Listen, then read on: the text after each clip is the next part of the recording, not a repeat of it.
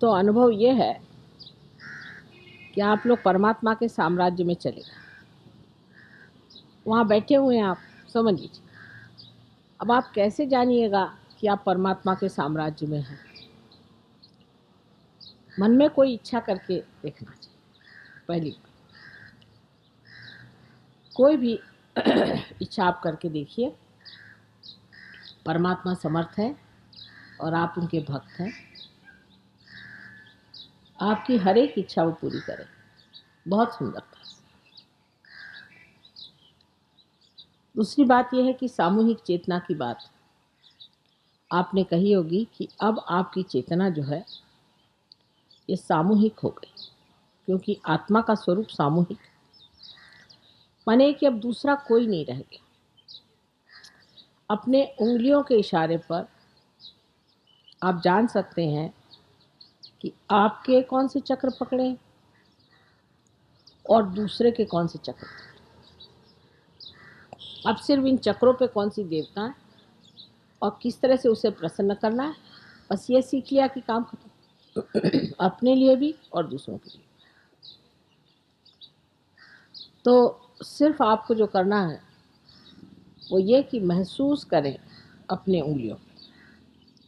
अच्छा, एक छोटी सी चीज़ सोचें कि हम लोग हैं यहाँ, श्री गोविंद जी का मंदिर है ना। ये पूछिए कि माँ श्री गोविंद जी जो यहाँ पर विराजते हैं ये स्वयंभू हैं कि नहीं? ऐसे हाथ करके पूछिए।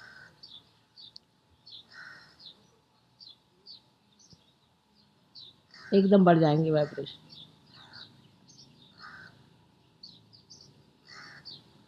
तरह तरह की सुगंध आती है, तरह तरह की। हाँ, बढ़ गए।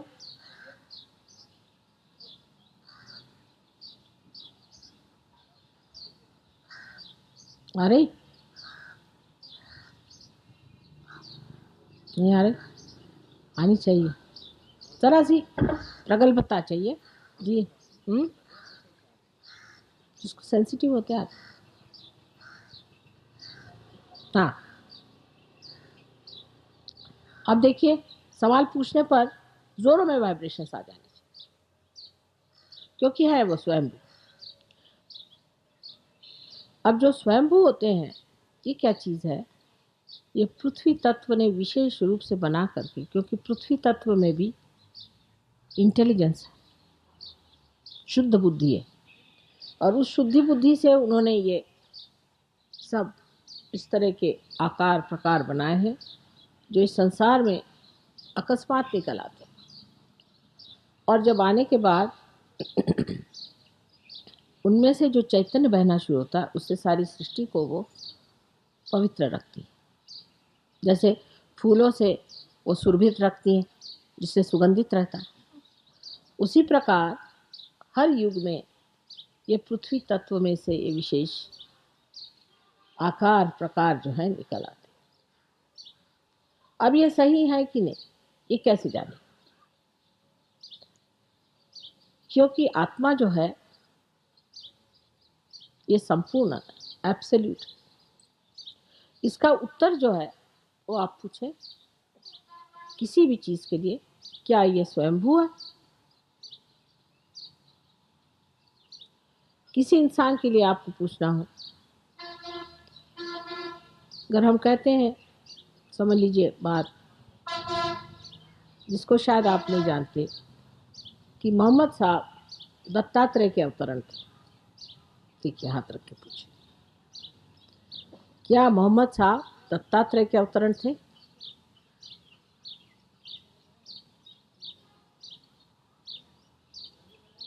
चल पड़ा, बढ़ गया। तभी आप आज आए ना, तरह से प्रगल्भता चाहिए, सेंसिटिविटी, संवेदनशीलता जरा बढ़ने पर एकदम अब जो है वो सबके हो गया। देखिए अब बढ़ रहा है, क्योंकि ये महान सत्य है।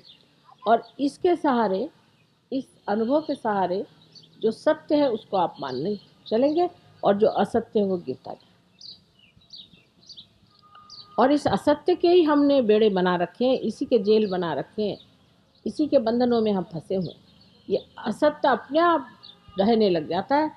जब आपका आत्मा जागृत हो जाता है तो आपके सामने सत्य प्रकट होता है, आप सत्य को जान सकते हैं कि सत्य क्या सत्य।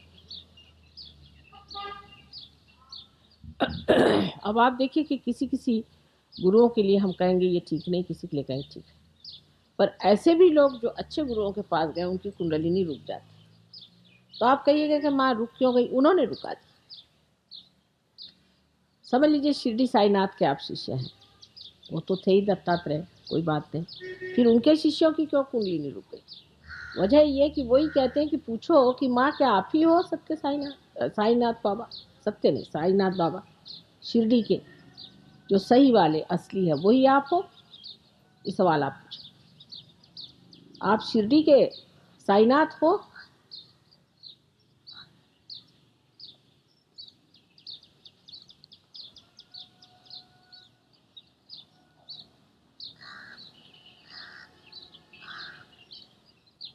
आ रही?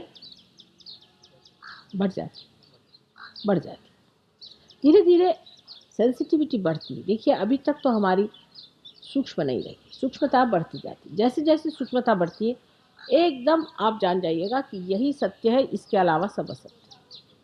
फिर हमें कहने की ज़रूरत नहीं, फिर कोई इसमें वाद विवाद करने की बात नहीं, वो तो आप स्वयं ही साक्षात जान जाइए कौन सी बात है। अब हमारे एक शिष्य थे शुरू में, अंग्रेज लोग तो आप जानते हैं कि उनके खोपड़ी में घुसाना, जिनको गणपति का ग भी नहीं मालूम, बड़ी मुश्किल थी। बहरहाल किसी तरह से 7 आदमी जुट गए। उनमें से जो मुखिया थे वो कह रहे माँ आप कहते हैं कि इसमें सामूहिक चेतना होती है, तो मेरे पिताजी को बहुत दिन से फ़ोन भी नहीं आए, चिट्ठी भी नहीं आई, पता नहीं क्या बात है। मैंने कहा अच्छा तुम ऐसे हाथ करके देखो और पूछो कि माँ पता नहीं मेरे पिता की क्या हालत है। तो जैसे उन्होंने कहा उनकी उंगली जलने लगी, खासकर यहाँ पर, ये अपने पिता के सब चक्र, ये पिता के ये माता के चक्र, ये उंगली यहाँ पर जलने लगी। तो मैंने कहा कि अंग्रेजी में कहा कि your father must be down with very bad bronchitis. मैंने कहा अच्छा माँ को तो फ़ोन करके पूछो। माँ को फ़ोन किया, उनके माँ ने एग्जैक्टली यही सेंटेंस कहा कि your father is down with very bad bronchitis.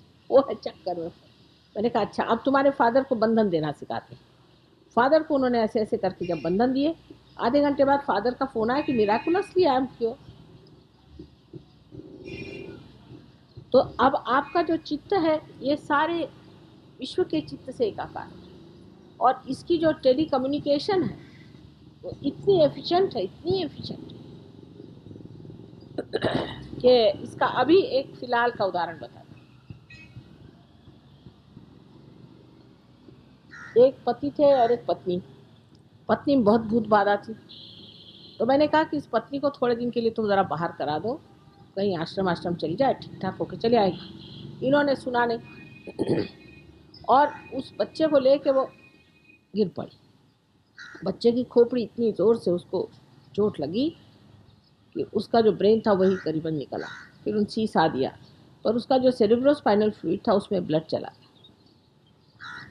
और 2 दिन मुझे भी ऐसा लगा कि पूरा सेरेब्रोस्पाइनल फ्लूइड ऊपर नीचे ऊपर नीचे का, पता नहीं किसका यह हाल हो रहा है, क्योंकि अब आपको तो अपने शरीर में जगह दे दी हमने, चाहे जैसे भी। 2 दिन बाद उनका फ़ोन आया कि माँ से खबर कर दो कि लड़का बड़ा बेहोश पड़ा है, उसकी हालत ऐसी। एकदम खत्म हो गई हमारी। उसी क्षण वहाँ लड़का भी ठीक। आपने कुछ नहीं किया,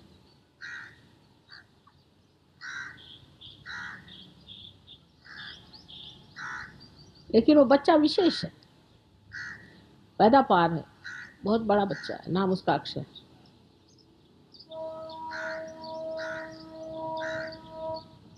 तो आपको तो हमने अपने अंग में, मैंने कहा ना, तादात्म्य में डाल दिया, और क्या चाहिए?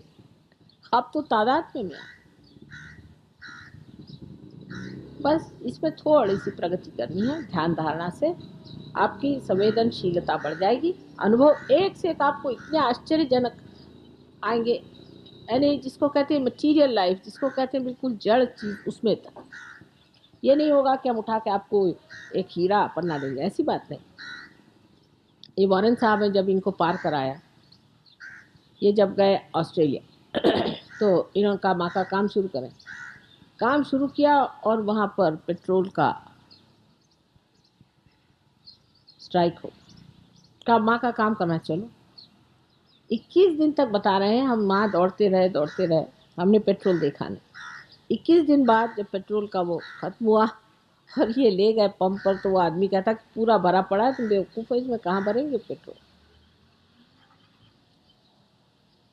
योगक्षेम वहम में हम जो जो श्री कृष्ण ने कहा है सब हम सिद्ध कर देंगे। श्री कृष्ण को ही सिद्ध करना आज काम है। हाँ, लेकिन पैसे से नहीं क्षेम होता बेटे। हाँ, लेकिन क्षेम होता है सर्व तरह से।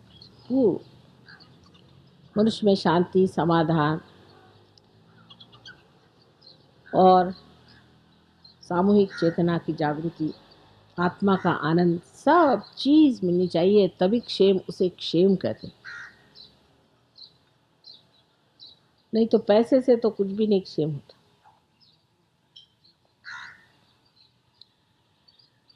इसी प्रकार आपको अनेक अनुभव आएंगे, कुंडलिनी के भी आएंगे। कुंडलिनी आएगी, कभी गुदगुदाएगी, यहाँ आपको लगेगा कुछ गुदगुदा रहा है, फिर धीरे धीरे ऊपर चढ़ेगी। दूसरों के कुंडलिनी के बड़े मज़ेदार अनुभव आते हैं। और सहयोग एक बड़ा भारी, एक बड़ा कहना चाहिए जोकर, लेकिन अपने में से निकल कर अब आप दूसरों को देना शुरू करें। जब तक आपका दिया जला नहीं था तब तक सब मेहनत की, दिया जला दिया। अब दिए का काम है कि वो दूसरों को रोशनी, जैसे ही आप रोशनी देना शुरू हो जाएंगे वैसे ही आपकी प्रगति हो जाए। पर जो अपने ही दायरे में रहते हैं उससे देवी अप्रसन्न हो जाती। अब ऐसे भी लोग हैं जिनकी बड़ी मदद हुई, बहुत उनको हमने हर तरह से उनको मदद हुई, उनको ऊंचे पद मिल गए, पैसा मिल गया, सब कुछ हो गया, तो भी उनका रोना ही नहीं खत्म होता। फिर देवी नाराज हो जाती, जाओ जो करना है।